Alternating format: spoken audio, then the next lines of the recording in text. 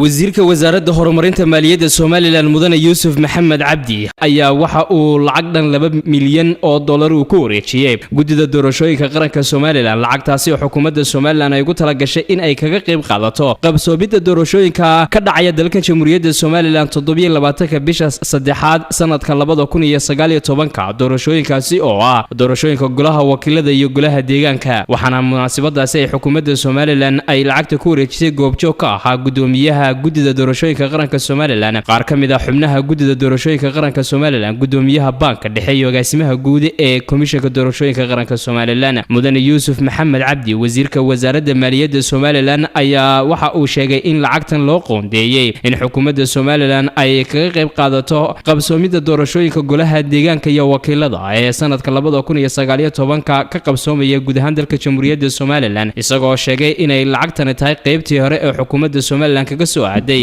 arinta qabsoomidda doorashooyinka Soomaaliland ee golaha wakiilada iyo deegaanka in lacagta qaybtii hore ay diyaar naga tahay qaybtaas oo ah 4%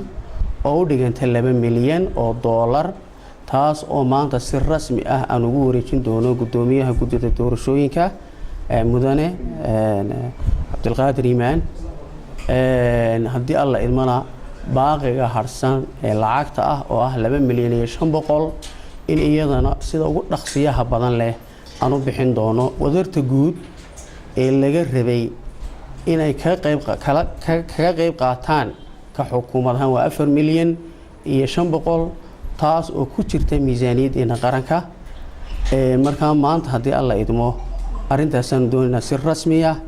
inaanu ma garanaysa u shaacino Cabdiqaadir Iimaan Warsame ee gudoomiyaha komishanka doorashooyinka qaranka Soomaaliland ayaa xukuumadda uga mahadnaqay sida hagar la'aanta ee ay u barbartaagantay komishanka doorashooyinka qaranka Soomaaliland iyo sidoo kaleba sida ay guntiga ugu xidhatay sidii dalkan ay uga qabsoomi lahaayeen doorashooyinka golaha wakiilada iyo deegaanka waqtigii loo cayimay komishanku farsamo ahaan wax kasta waa ka diyaar wax ka dhiman ma jiro waxa noo dhinayduun lacagaha aanu maxayday shaqooyinka baaxadooda ku wadi lahayn in looga keeno waxaanu aad iyo aad ugu mahadnaqaynaa xukuumadda oo iyadu qaybtii ugu horeysay ee 2 milyan oo dollar ah maanta bixisay waxaanu halkaa miidiyaha uga sheegaynaa ama u marinaynaa saaxiibadayadii naga caawin jiray doorashada iyaguna inay soo diyaar garoobaan xiriirkii aynu lahayn ee ahayd in kharashka loogu talagalay doorashadu ay soo dhamaato ayaanu idinkana qaybtiina idinka filaynaa